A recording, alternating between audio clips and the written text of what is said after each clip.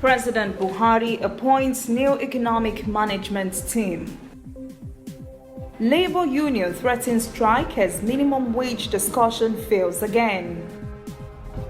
In international news, Israelis head to the polls today, second time in 6 months. And in sport, Delta State wins 5th National Youth Games.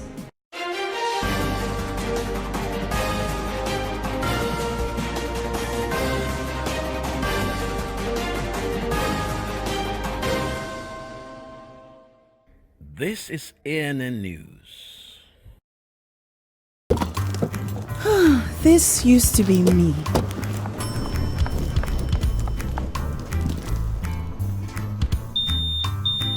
But that was before I got the perfect bag. It's handy and easy to use. All I need in one compact space, just like my MTN Extra Value plan. I used to get one plan for my calls and then try to remember which data plan worked for me. Roaming was a totally different ballgame. Not anymore. I've got the MTN Extra Value all-in-one plan. If you're a data buff like me, you get extra data with some talk time. And if you like to make calls, you get extra talk time with some data. And when I'm abroad, I automatically browse, chat, and call right on the same plan. MTN Extra Value was made just for me.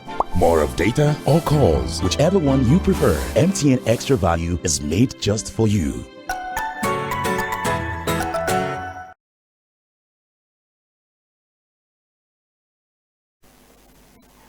I am Olajumoke Olatunji. A South African envoy to President Cyril Ramaphosa met with President Buhari in the nation's capital, Abuja, to apologize profusely to Nigerians after a spate of deadly xenophobic attacks that rocked Johannesburg and Pretoria. Jeff Radebe conveyed President Ramaphosa's apologies about the incident that has recently transpired in South Africa. Radebe says the incident does not represent what South Africa stands for. We met a short while ago with His Excellency President Buhari, the President of the Federal Republic of Nigeria, to convey our President Ramaphosa's sincerest apologies about the incidents that have recently transpired in South Africa. Those incidents do not represent what we stand for as a constitutional democracy in South Africa, and the President has apologized for these incidents. And he has also instructed law enforcement agencies to leave no stone unturned, that all those involved must be brought to book. President Muhammadu Buhari has constituted a new Economic Advisory Council. The Economic Advisory Council will advise the President on economic policy matters, including fiscal analysis, economic growth, and a range of internal and global economic issues, working with the relevant cabinet members and heads of monetary and fiscal agencies. President Buhari appointed Professor Doyin Salami as chairman of the council. Professor Doyin is an economist, a two-term member of the Central Bank of Nigeria's Monetary Policy Committee. He's a senior lecturer at Lagos Business School. Dr. Mohammed Sagagi is the vice chairman. He has a PhD economics from University of Warwick, Coventry, England. He's an economist and development consultant with a strong academic background and extensive private sector experience in Nigeria. Dr. Mohammed Adaya Salisu is the secretary. Professor Ode Ojowu, Dr. Shehu Yaya, Dr. Yabo Masha as member, Professor Chukuma Soludo, Bismarck Rawani are all members of the council. You can read up their CVs. Minister of Finance, Budget and National Planning, Mrs. Zainab Ahmed, says this year's National Economic Summit will discuss how private sector would be strengthened to cope with Nigeria's exploding population, expected to hit 400 million by 2050. The Joint National Public Sector Negotiating Council is threatening to go on strike over the delayed implementation of the 30,000 naira new minimum wage. The meeting between the federal government and the Joint Public Sector Negotiating Council again did not end well on Monday.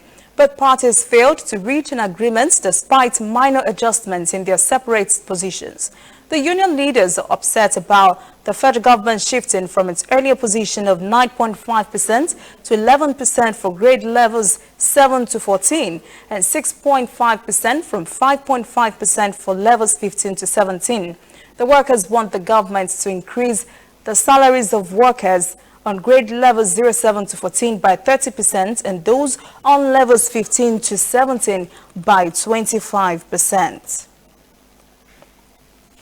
American billionaire and philanthropist Bill Gates says Nigeria has one of the lowest domestic revenues at just 6% of GDP compared to 15% in some other countries. Gates says this is one of the reasons the largest black nation has a problem with providing basic health infrastructure. Gates said this via a teleconference with journalists ahead of the release of the Bill and Melinda Gates Foundation's Goalkeepers Report 2019. Gates further said one challenge that Nigeria has is that the amount of money that the government raises domestically is quite small compared to other countries. Gates lamented that many countries not as wealthy as Nigeria has better healthcare systems. The Nigerian Financial Intelligence Unit has denied media reports that it is probing the bank accounts of politically exposed persons like Senate President, Speaker, House of Representatives, Chief Justice of Nigeria. Chief Media Analyst Ahmed Diko said the NFIU already has access to the information through its database. Diko said the NFIU has the major responsibility in accordance with global standards to maintain and regularly update the list of politically exposed persons. He said the update exercise is a regular practice in order to protect public funds and other assets is also in accordance with global best practice. Diko says the entire country is just one co-signatory with other 164 members of the FIU process. Diko says the leaked letter was not subjected to the appropriate level of authorization before transmission. NFIU is investigating who shared this information. Lagos State Governor Babajide Sanwo-Olu is seeking approval from the Nigerian Port Authority to build 2 seaports in Lekki and Badagry. The governor said the state had already deployed resources and manpower in the construction of the seaport, which will complement the capacities of the existing ports in Apapa and Tinkan Island. Sanwo-Olu spoke while receiving members of the House of Representatives ad hoc committee on port decongestion led by Honorable Yusuf Buba Yakub. Sanwo-Olu says the 2 ports will serve the state and also build the national economy.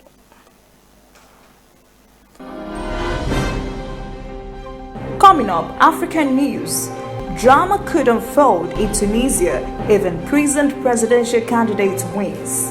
It's cooking like it. And later, international news. Israel is head to the polls for the second time in half a year.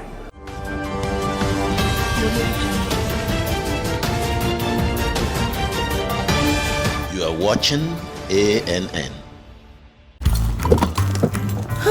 This used to be me.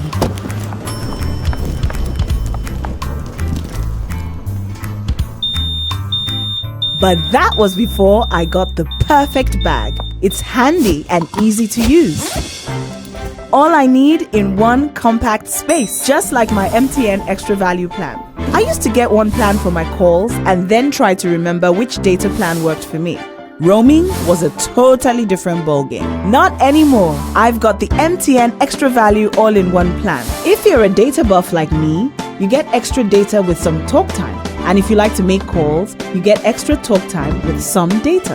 And when I'm abroad, I automatically browse, chat, and call right on the same plan. MTN Extra Value was made just for me.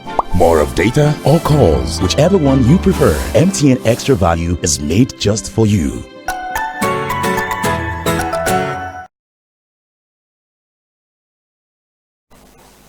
Welcome back. This is ANN News. Now, a quick run through African stories. Preliminary results from the Tunisian presidential elections are said to be leaning toward a win for the imprisoned presidential candidate Nabil Karoui. This is sure to create a legal problem for the elections authority on how it would declare winner and swear in a candidate who is in prison. Reporter Adnan Chawochi sheds some light on that. The general turnout in the early presidential election reached 45.02% at home and 19.7% abroad. It was recorded in 33 electoral constituencies. The current voter turnout is acceptable if we compare it to the last presidential election or the turnout in stable democracies. Exceeding 43% is an important achievement if we consider the political, economic and social failures of the authorities. The head of the election authority declared that only EZ is authorized to announce the official results of the early presidential election. Nabil Bafoun noted that there is no contradiction between the penal code and the electoral code with regard to presidential candidate Nabil Al-Qarwi, who is in pre-trial detention. The electoral code did not refer to the situation of a candidate in prison and refers only to cases of withdrawal and death. The issue of the situation of a candidate in prison is governed by the penal code, and the investigative judge had the discretionary power to examine the requests, notably to allow candidate Nabil Karoui to campaign in accordance with the electoral code. Nabil Karoui, presidential candidate of the party Heart of Tunisia, is awaiting trial in a case filed by the organization iWatch over suspected money laundering. Our candidate Nabil Karoui visited inner regions and solved the problems of Tunisians before building his party and reaching power. He was arrested because he was leading polls as the favorite candidate. We call for his immediate release. According to Tunisian and foreign observers, 97% of the polling stations have complied with the legal procedures and have not experienced any offenses that could disrupt the voting process. Zimbabwean doctors in their hundreds protested in central Harare on Monday over the disappearance of Peter Magombe, president of the Zimbabwe Hospital Doctors Association. The union represents mainly junior doctors at public hospitals. Dr. Magombe was one of the organizers of an ongoing strike to demand higher wages for state doctors because of soaring living costs before he disappeared on Saturday night. His colleagues have alleged he was abducted by the security services in an attempt to break the strike that has disrupted healthcare services in hospitals. A senior information ministry official denied the government was responsible. The doctors intended marching to the government office, but riot police blocked their access to President Emmerson Mnangagwa's office.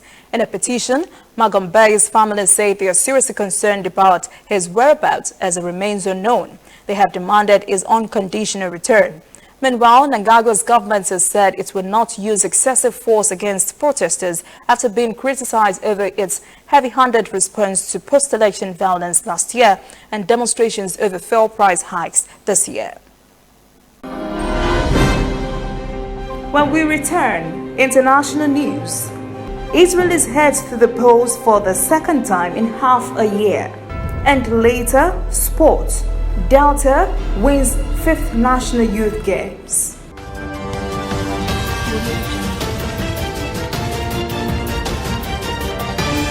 You are watching ANN. Whether in your house, at your office, on your phone or online, we are there. We have the facts behind the headlines. We cut to the chase with the news you really need. We cover every angle. We are the bigger, better news network. We are African News Network. ANN. Watch ANN News on MITV from a truly African spirit. Welcome back. This is ANN News. Now to international stories. Israel is headed to the polls today for the second time in 5 months. The election will decide whether the nation's longest-serving Prime Minister Benjamin Netanyahu can stay in power. Israeli Central Elections Committee figures show some 6.5 million eligible voters could cast their ballots in about 11,000 polling stations across the nation. Recent opinion polls show a razor-tight race between Netanyahu's Likud party and Benny Gantz's blue and white centrist party with a similar number of seats. The unprecedented elections were called by Netanyahu after he failed to form a ruling coalition following the April ballot. After the April voting, Netanyahu has been entangled in several criminal corruption affairs with possible indictments, so his campaign this time has been colored by maneuvering for immunity. Political views are diverse. An Arab resident in Jaffa said no politician, Jewish or Arab, does anything for them. He says Arab politicians have no voice. A political analyst at Israel Democracy Institute, Ofer Kenning, has a view on Netanyahu's political situation. Netanyahu's legal situation is different, so he's much more fragile than he was in April. Before the vote started, many Israelis said they were undecided. That was an indication of the uncertainty that led to the current unprecedented second vote. An expert on Middle East affairs has said that Saudi Arabia has shown more restraint than the United States after attacks on its oil production facilities. The drone attacks at dawn on Saturday caused several explosions on Saudi Aramco plants in Kurais and Abqaq in the east of the country, resulting in fires that were later controlled. In a CGTN interview in Washington, D.C. on Monday, Mana Mostatabi, communications director of the National Iranian American Council, said responses from Saudi Arabia and the U.S. have been somewhat different.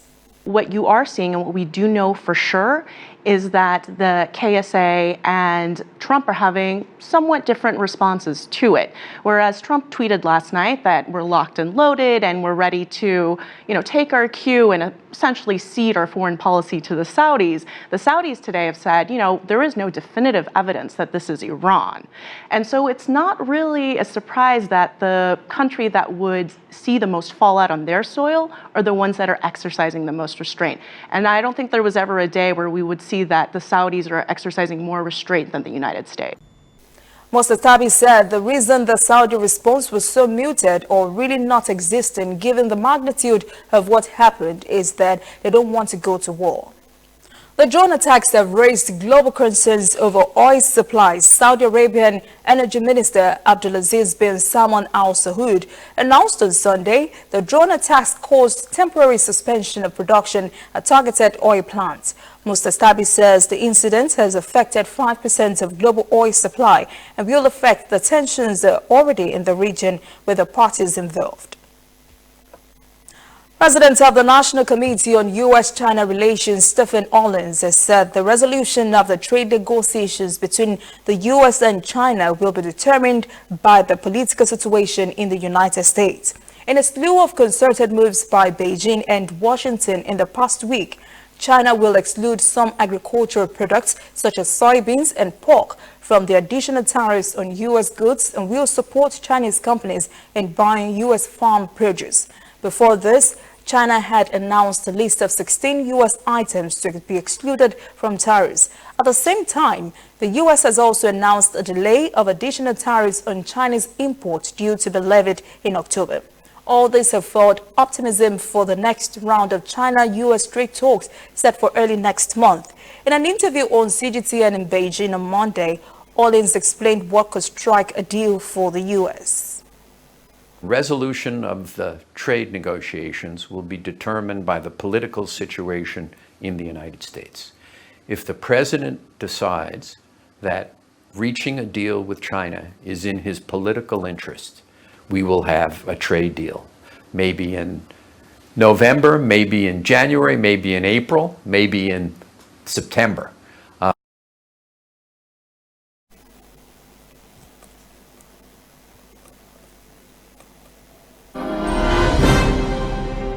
Up next, sports.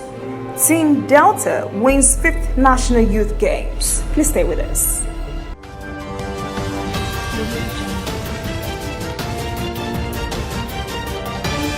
You are watching ANN. We are on the road every day, canvassing throughout Africa for news you really need. We follow this story everywhere, from every corner of Nigeria to the wide African expanse. We bring you what's making headlines. We connect you with news you can use. ANN, African News Network, in a truly African spirit. Welcome back. This is ANN News. In sport, Delta State has won the 2019 edition of the National Youth Games for the 5th time, picking up a total 104 medals. For the more than 3,000 athletes from 33 states and the Federal Capital Territory participated in 34 sporting events at the game. Team Lagos finished second with 72 medals. Bayelsa was third, while Akwa Ibom and Edo were fourth and fifth, respectively. Yobe State was named the best behaved state, while Akwa Ibom won the best kitted team. More than 100 African referees and assistant referees on the FIFA international list are in Cairo for a 10-day training course to assess their abilities and orientate them on the CAF refereeing system. The training will allow participants to undergo rigorous practical and comprehensive theoretical sessions in order to be equipped for future competitions. Head of CAF refereeing, Eddie Mallet, says the training course allows CAF to know, observe, and assess the new referees on the FIFA list. That is ANN News this evening. Thank you for joining us. For details on these and other breaking stories, visit our website, annafrica.news. Conversation continues on our social media platforms, Twitter, Instagram, and Facebook at ANN Africa TV. I am Olajumoke Olatunji. Have a pleasant evening.